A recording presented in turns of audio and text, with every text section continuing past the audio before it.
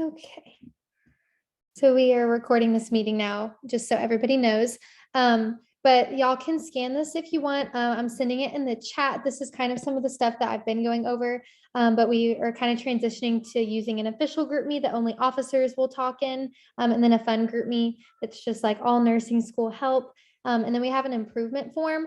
And this is just kind of so if you guys want to leave us any advice, any things you want to see from SNA, things we can do better, things we can implement. Just leave us your thoughts. I want to try to do this at every meeting so that y'all's voices can be heard.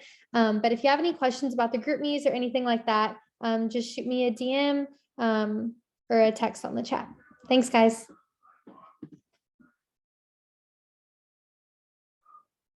And then my last announcement is to mark your calendars. We're going to have an SNA study day, December 9th from 10 to 4 p.m. in Bass. It's on the first floor, 1011. We're going to have like energy drinks, fun food, like cookies, like raffling prizes and stuff. Just kind of as a way for y'all to come and see each other in person since we've been on Zoom, get some studying in, work on some study guides, whatever you guys want to do. Exec will be there throughout this whole time if you want to come and chat with us. So get excited.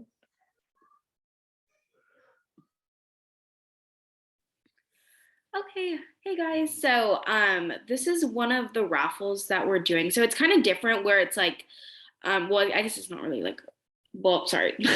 So in order to win the basket, basically, if you Venmo $3 to SNA or TCU SNA, like you'll be entered and you can have a chance to win this basket at the end of the meeting. And so it's kind of fun. Like we have the nice pens here, some TCU nursing compression socks, a water bottle, a t-shirt, some stickers, and just like some fun study things. So I'll be checking the Venmo like throughout the meeting, and then at the end I'll announce who won it. So all you have to do is again Venmo $3 to TCU SNA, and if you want to Venmo 2 times, which is $6, you'll have a higher chance of winning and things like that. And then keep an eye out for the next profit share. We're going to try and do a bigger one, hopefully at Panera, maybe during dead days, but we're still working on the logistics of that. Thank you.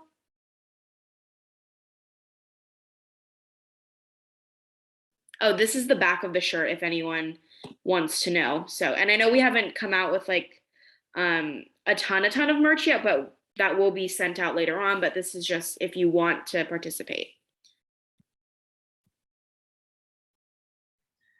Hey guys, so my announcement's really short. Just send me photos of you doing anything like nursing related, at clinical, studying for finals, like if you get an IV start for your first time, send me those photos because we're going to be posting members' photos more often. So just feel free to text me, and my number is right there and I can send it in the chat.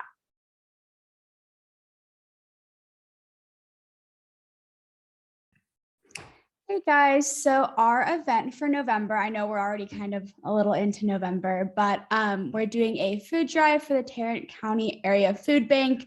There'll be boxes in Bass. I'm actually going to do that right after this meeting.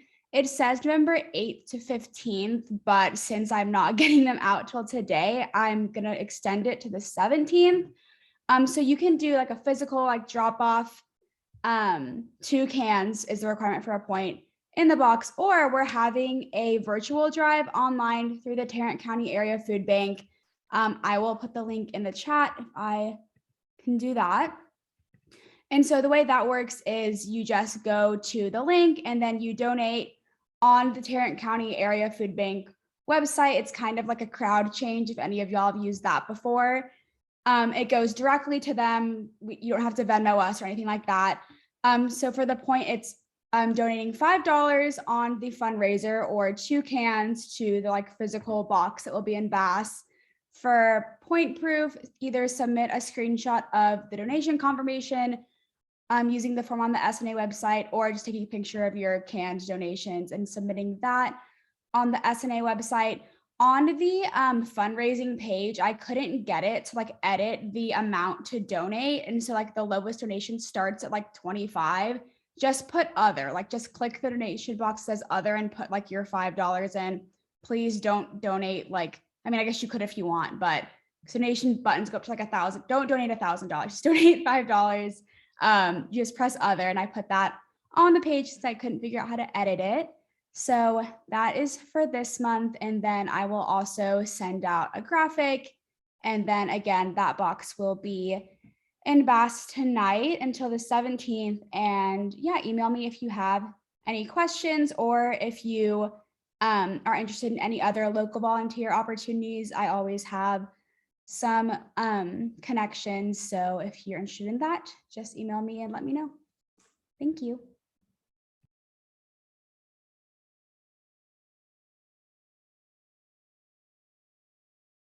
And then that's just the graphic. So yeah. Okay. I'm filling in for Allison as well. Just a reminder, the SNA fleece jacket order form closes this Friday at 11:59 p.m. And this is a picture of the fleece jacket. To order, please complete the order form and Venmo TCU SNA $35. And the link to order can be found in the SNA GroupMe or on the SNA merchandise website. And Allison is still waiting on final approval from the vendors, but she should be sending out a new large merch order within the next few days on GroupMe. So be on the lookout for that. And if you have any questions for Allison, make sure to contact her, and her phone number is right there.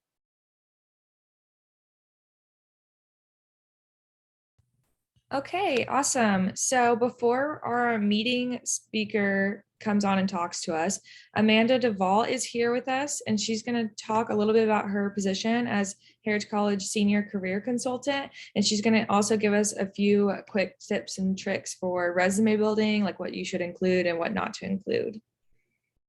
So, Ms. Duvall. All right. Let me share my screen here. And I promise I won't take too long, but I just wanted to share some general information about putting a resume together, because I know I've met with quite a few of you about that thus far. So definitely, I would love to meet with you all, and my calendar is in Handshake. So at this point, I think my calendar is pretty full up until the 22nd, but definitely feel free to log in and take a look. It's live up until the end of the semester. So I put the website on here. It's tcu.joinhandshake.com /login. And so definitely, I would encourage you, if you haven't already, to fill out your profile and definitely indicate that you're nursing. So we have quite a few vendors on here and employers that are looking to hire nursing students. So the more that you fill out your profile on Handshake, the more it will tailor your newsfeed when you log in to positions that relate back to your major. It's about that time that summer camps are going to start posting. Some of them are actually already on there for summer of 2022 for camp nursing positions. And then there's actually even been some PRN tech jobs on here as well. So don't miss out, but this is just another great way if you are searching for something to do during the break. As a friendly reminder, don't forget when you graduate, we want you to report your full-time job. And of course, if you have a tech job, an internship, an externship, you're a part-time caregiver, all those things are really important for us to know and keep track of so we can continue those relationships. So please enter those in on Handshake. So when you click on the Career Center tab, which is where you go to set up an appointment, there's also the option to add an experience. And that is where you will go and add any part-time job or PRN job that you're currently working.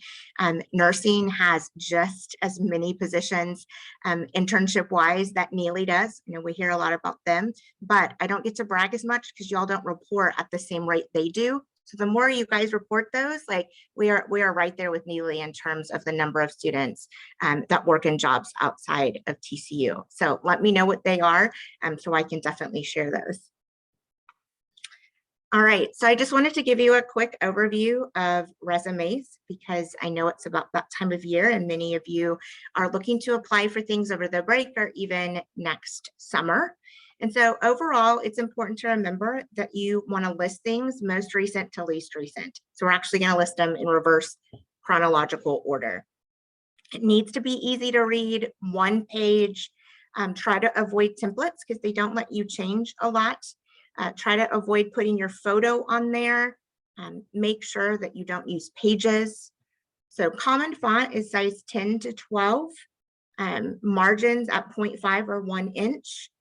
As you type it up in Word or a Google Doc, that's always a good platform to start with. And then before you send it into people, make sure you save it as a PDF so things don't move around and change. So everyone's resume should have education at the top. You don't need to list high school. You don't need to list other universities that you've attended prior to TCU. You only list them if you actually received a degree. But if you just went there for a semester or over the summer, not relevant, you don't need to list those. But here's a great example of how education might look for each of you.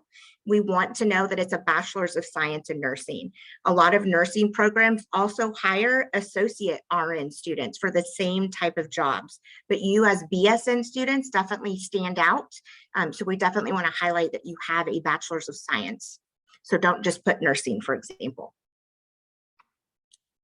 So it's important that you list your trainings and certifications. The hospitals want to know when your BLS is going to expire. So definitely make sure that you list that. List anything that is going to set you apart. Now, if it's a training that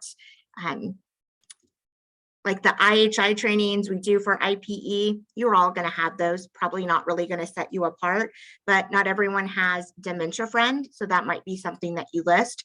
But one thing that is definitely required for every position in nursing is that BLS for healthcare providers, so that's one reason why everyone should always have that on there. So we also want to know your related experience or your healthcare experience that is outside of clinical. So here is just a quick example of how that might look. So this is where IPE might go, even SAGE. If you are a tech or a sitter, we want that to be listed on here. And we want it to be specifically listed under a healthcare or related experience section. So if any of you did the flu clinic or you've done COVID clinics, definitely put those on here as well. But then what looks very different is your clinical hours. And so clinical should be listed similar to what we have on here. Foundations is always going to be on the bottom. It's important that you use months and not semesters, because you and I live our lives by semesters. Everyone outside of here does not. And so to say fall of 2020, often people are not quite sure what that is outside of the university. So months are always the best. Hospitals also want to know number of hours. So the minimum that we're required to do is at least 75, with the exception of pediatrics and women's, they split that 75. But no, for most, if you're not quite sure, 75 is a good number to go with. And then in terms of what things are going to look like from there, it's really going to depend on your experiences. So different people are going to have different things based on what they've been involved in. So definitely for those of you that are in SNA, that for sure should be listed on there. If you've held exec positions in any of your campus organizations, we want those highlighted as well. I even want you to put on here if you worked at Roland and Bolin in the rec, or you were a hostess or a server, or you worked retail even. All those things should still be listed, even though they're not relevant to healthcare. Hospitals love to see that you have great customer service experience, because honestly, we can't control who comes into a unit every day. It's the same with your customer service positions. You can't control who's going to show up at your restaurant, right? And so they love to know that you've had experience working with the public. So we do want things to be on one page. I've seen several that are 2 and 3 pages. So definitely let's meet. If anyone has met with me, they know that I can work wonders in terms of helping you save space and getting it to all be clear and concise and on one page. But try not to indent your sections. Keep your bullet points limited, size 10, font, 1/2-inch margins. Definitely keep it all single spaced. But if you need help with that, let me know and I can help you work it down to 1.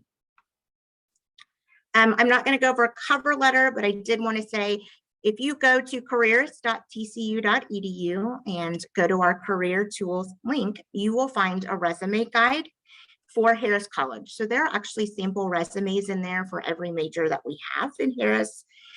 Take a look at that, because that will definitely help you if you're a first-time resume writer. There's also a sample cover letter in the back. So if any of you need help writing that, That template will definitely help get you started. And of course, I would love to meet with you to go over that as well. I just wanted to make a quick announcement on some upcoming events, and these are going to take place during study days, all virtually. So we will do a PCT extern workshop on Thursday, December 9th, which is the first study day at 11 a.m. via Zoom. We're going to talk about things that you can potentially do during the summer or even winter break, whether they're tech jobs, externships, volunteer opportunities, camp nursing. So many of you want to know how you can get involved outside of clinical over the summer, which is great. So I highly encourage you to attend this workshop. I'll have some great handouts and resources to provide to you to help you navigate these things as they start to open up probably in January and February.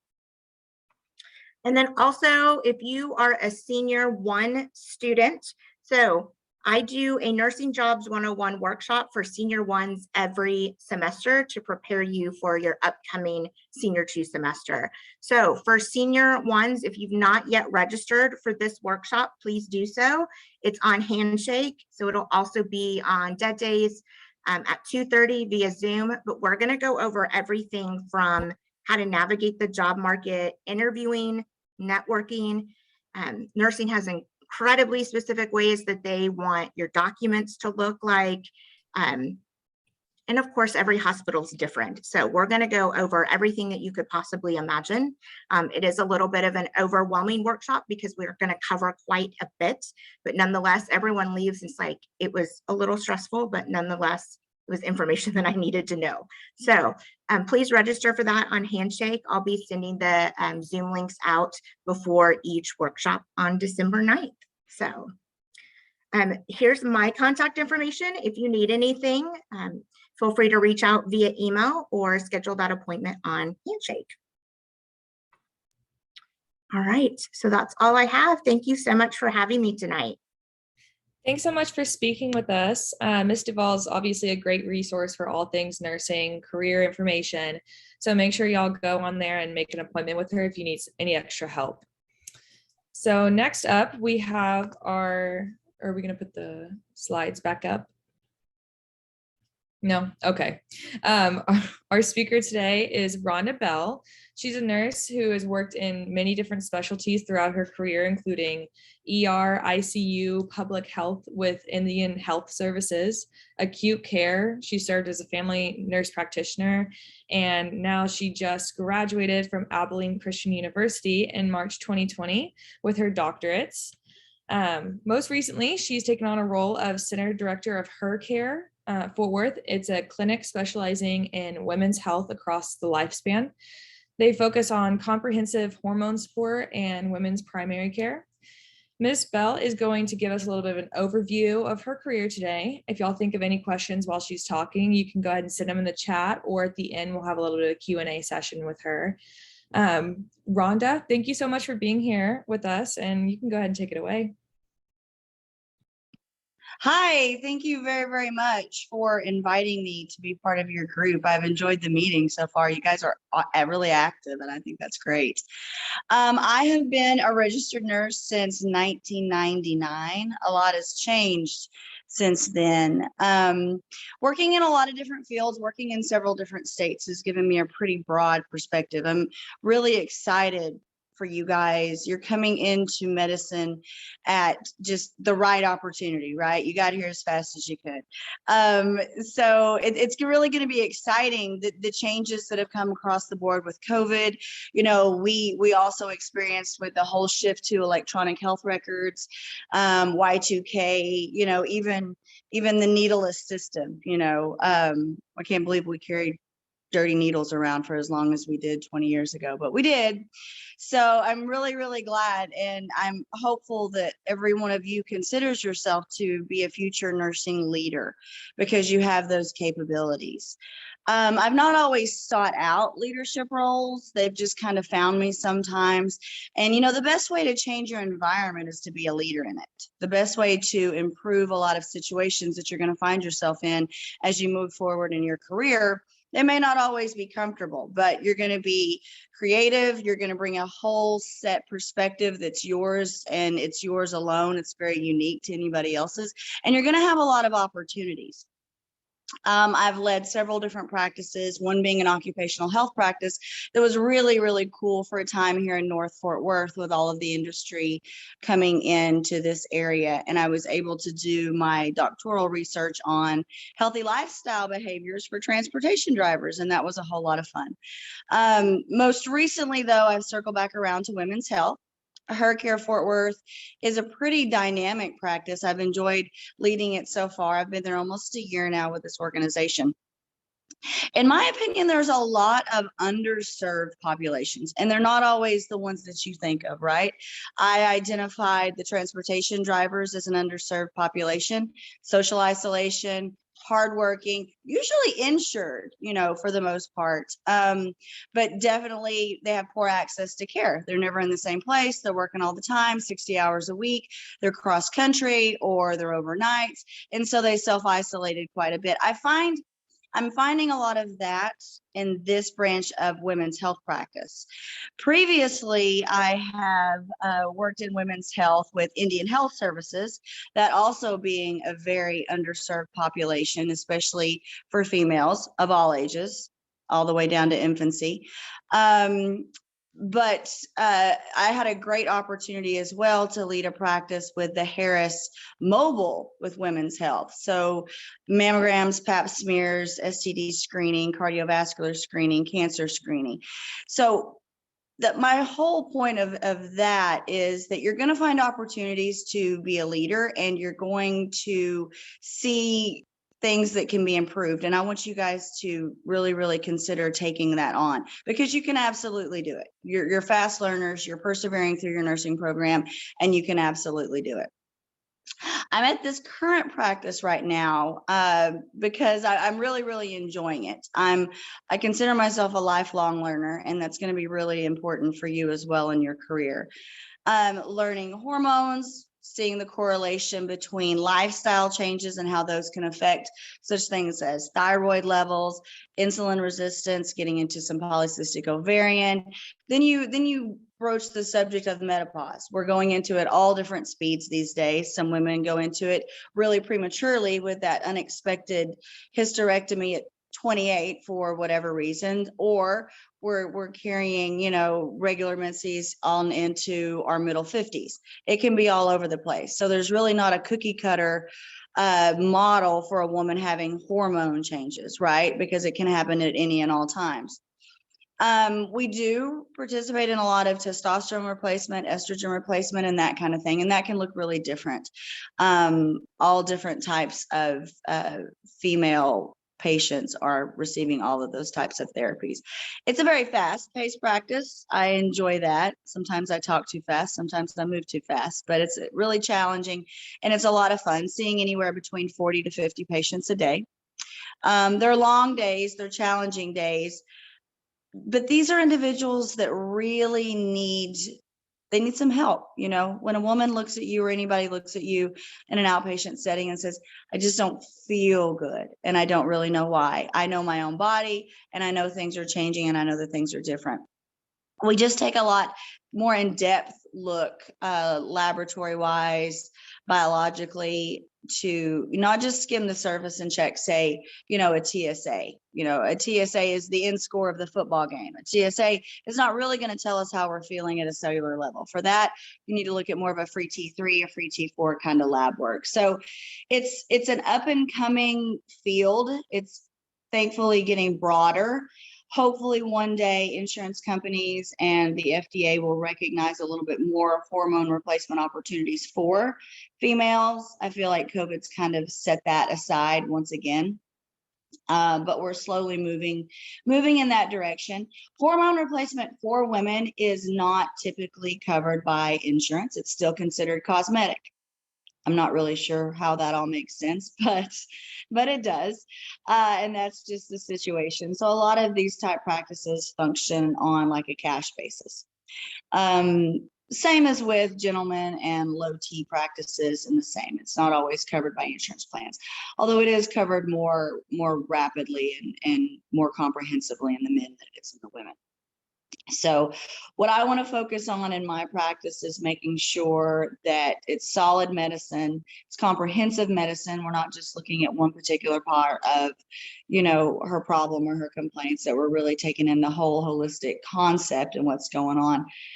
People will tell you a lot if you just listen long enough. And if you become that great nurse investigator that we develop over time. Some people are born with it. I had to develop it over the past 25 years. But if you really develop that keen eye to ask the right questions, to listen to the right cues, you're really going to be able to make some real difference, and you get to the root of a lot of problems more quickly.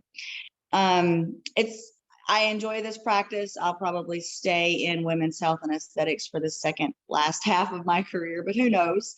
I really enjoy it. I would love any of you to come out and shadow, spend a little bit of time with us. You're more than welcome. We can get it all set up if you'd like to see how the practice operates, the same as with Low T Fort Worth, my counterpart. So just let me know if you guys are interested in anything like that. But I would love to take some questions if anybody has any questions. I actually have a question. You're talking about looking at, your patients more holistically. How do you think your different areas that you've worked in has prepared you to look at it more holistically? Do you think that working in so many different fields and areas of nursing has helped you? It definitely has. It's given, and then being relatable to other people, and just kind of always having your eyes open. We get our heads down in the emergency room, and we always did for years, just focusing on, their blood pressure's high, or they've had another fall, or this is another UTI, or whatever is going on, without really looking at why this is happening. Maybe they haven't had their blood pressure medicine. Maybe they've lost a job. Maybe they've lost insurance. Maybe that's an ineffective blood pressure. Maybe they can't get in with their primary care for a lot of different reasons. And, nothing in medicine is benign. That is what a physician told me years and years and years ago. And it's made so much sense. And I think about it all the time. Sunshine will kill you if you get too much, right? Water will kill you if you get too much. So being really aware of what's going on, and listening with just a little bit more intuition. And intuition isn't always something you're born with. It's something you can develop, and just taking a few extra minutes and then bringing your own personal experiences is invaluable. I can't say enough that everyone has their own unique talents. They have their own unique experiences. You have your own unique opinions, for sure. But bringing that into your nursing practice is going to be beautiful. You're really going to have a more rewarding career if you can find the sweet spot to be able to express who you are and then grow into that. But years ago, we didn't even have case managers in the emergency room. I know it's crazy. That's back when black scrubs weren't allowed in the hospital.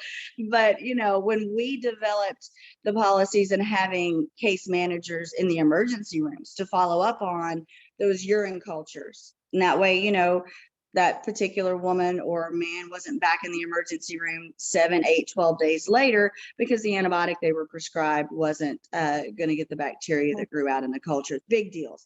Making sure patients follow up with, the specialty services they need. You're not going to have a person continuing to come with kidney stones into the emergency room if they actually get to the urologist appointment on Tuesday. So following through with a lot of that has really, really changed medicine for the better. And I'm super glad to be a part of building that in a couple of different emergency rooms. It was a big deal. Pretty proud of that. Is that too much? What kind of professionals do you work with at the clinic? I have a staff of 4 med assistants. I actually have 5. You require that much assistance when you see that many patients in the day. I have my medical director. He is in and out of the practice once or twice a week. We share him with another couple other of the her cares located either in South Lake, Frisco, Mansfield.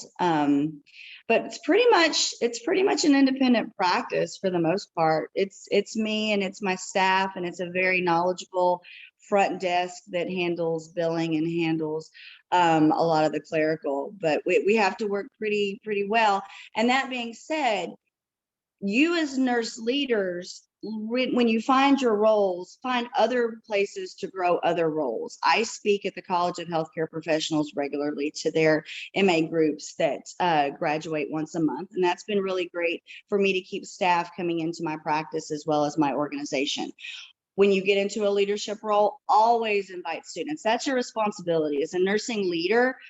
You're a leader. You need to lead by example. You need to lead by an opportunity for those people to spend time with you.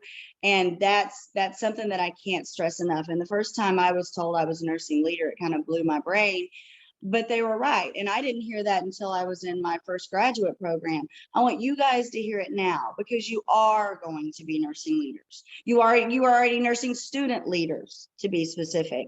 So encompass other disciplines, encompass other support, encompass other departments. It will make your career more rewarding. You're going to share time with them. They're going to remember 20 years from now, the short time that they got to work with you. Grow those relationships. And it's really, it's going to make your career better, and it's going to make your job a little bit easier, but it's your responsibility, and it's going to continue to grow our profession forward. Had I not had such wonderful mentoring nursing instructors with my ADN when I was 19 and 20 years old, I really don't think that I would be where I am today. Those nursing instructors are still my friends on Facebook. They're wonderful, sweet, beautiful women, and I love them. And they really changed my life as a young woman in my early 20s. So I work with a lot of different services outside of our clinic, but I'm primarily supported by the MAs, my collaborating physician, and then my front desk. It's just amazing. Okay, we had one question in the chat. It says, do you have any advice for nursing students who don't feel like they have the natural nurse investigator trait on how to develop assessment skills outside of nursing school? I think listening to what's going on in your community, being aware. We don't always like to listen to the news and those things right now because it's kind of a downer for the most part. And I know you guys are busy, but just open eyes. You do have your own investigative skills. You do have a keen sense of listening. You've investigated and found all the answers so far as you've written your papers and as you put a lot of your presentations and those things together. Don't discount what you have. It will come, and it will come with experience, and the light bulb will go off, and you'll get a little pat on the back maybe for saving the day, and that confidence is going to come as well. Don't be hard on yourself thinking you don't already have it. You do. We got to polish it up a little bit.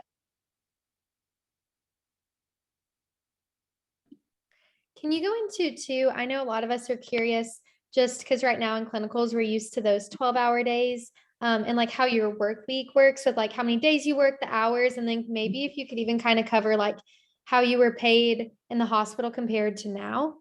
Sure. So staffing in the hospital is a little bit different. I do have some postmasters acute care stuff. So I've been back in the emergency room, and those shifts are long and tedious. As far as nurse practitioner work, the inpatient hours are going to always typically be an hourly rate. You're going to be able to take some days off. You're going to be able to switch some schedules around. You're also going to be probably obligated to work a few holidays in that type of setting. I raised 3 boys, and that setting didn't always work. Can't always throw a kiddo in the back exam room or the emergency room, those kinds of things. In the outpatient setting, what it looks like for me with this practice is I am there 6 days a week. Wednesdays and Saturdays are very shorter days. Salary positions are exactly that. They're a salary position. You can make the best of it, can also be taken advantage of. And I think there needs to be a whole, even if it's a short class, I think I'll come up with a workshop. Something about, just don't put yourself out there so much that you lose who you are in your position. Always remember that place was standing before you got there. It'll stand if you leave tomorrow. But your mental health, your physical health, giving yourself so incredibly, like sometimes we do, it feels good. It feels good to help people. It feels good to lighten the load for your coworkers and pick up an extra shift.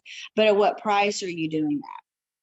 There was an article and some studies that have come out so far with COVID hours and the opportunity for nurses to make an incredible amount of money, right? So we as nurses supporting families, working class, that's who we are, took the opportunity. You know, I remember the first time I got to work an overtime shift with a shift differential. I'm like, holy cow, I'm, you know, making $50 an hour in 2001. And that was a big deal. But at what price and what are we doing to our nurses when we do that? Is dangling the carrot of higher salaries just to get the shift covered? Is that good for us as nurses? And not to be a union supporter, because I've never been a member of a union, but it kind of is surprising me that they really haven't spoken out too much of that. And I'm always a member of all my professional organizations. And I am a little disappointed because that research in those articles exists, but nobody's really making too much of a statement.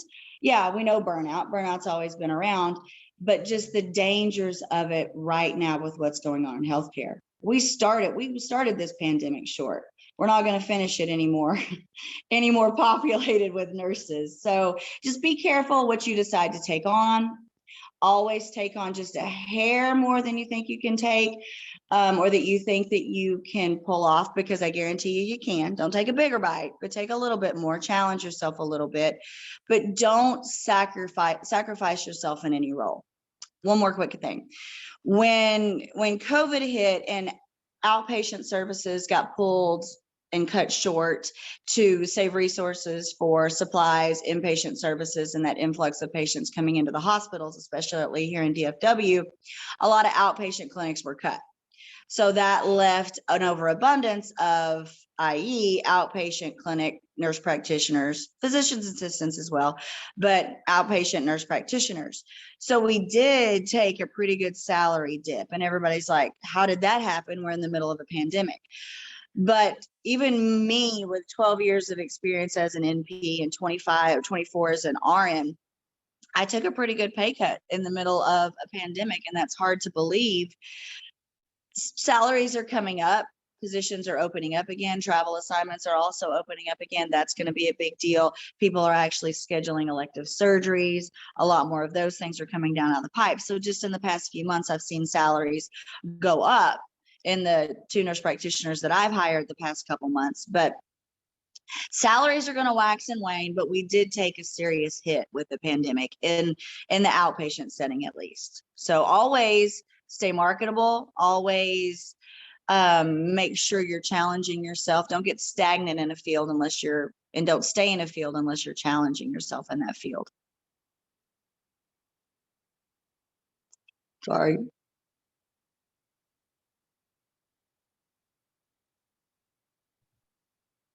Does anybody have any more last minute questions?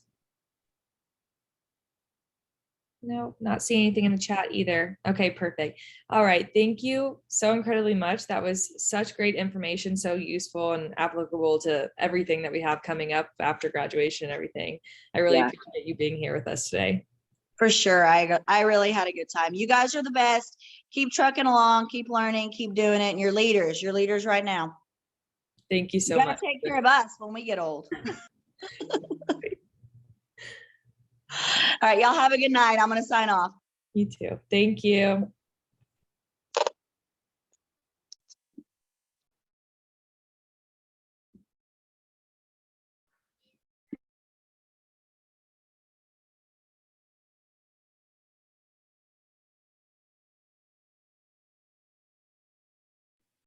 Okay, really quickly for those who just popped on, or if you were late, last chance to Venmo $3 to TCU SNA if you want a chance to win the basket, and then I'll announce it probably after this. Okay, time for our raffle. And there will be 3 winners. And if I call your name, please put your email and phone number in the chat. So I'm just gonna scroll. Megan Wilkes, that's 1. Mia Martinez, and Zia McKnight. Please put your name or not your name, your email and your phone number in the chat for me, please.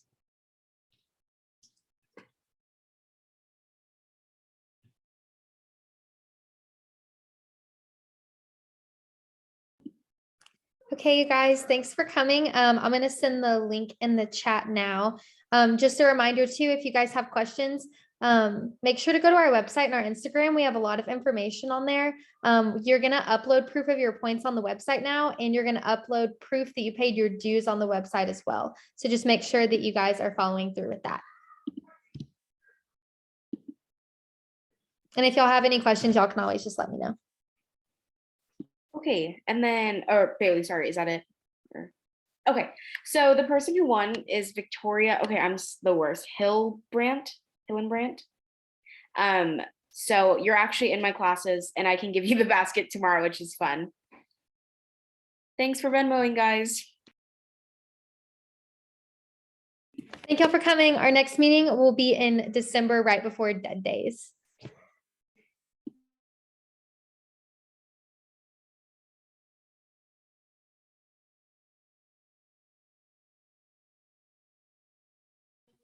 Wait, Bailey, how do we do like the attendance? You use the link that I sent in the chat, or you Okay, scan the QR code. It does it really quick. So it may not look like you did attendance, but if you show up on the, or if it takes you to TCU Engage, then it logged you in as attended. Mackenzie, I have the email and the phone number. It went to direct message to me, but I'll send that to you. Quick question, you guys. Will you talk about senior courts in the December meeting? Yes. So Okay. we're gonna email all of the seniors in the next coming weeks once we get all that information in and see who's eligible. But we're planning to pass those out for our December meeting. Good question. Awesome. Thank you. You're welcome.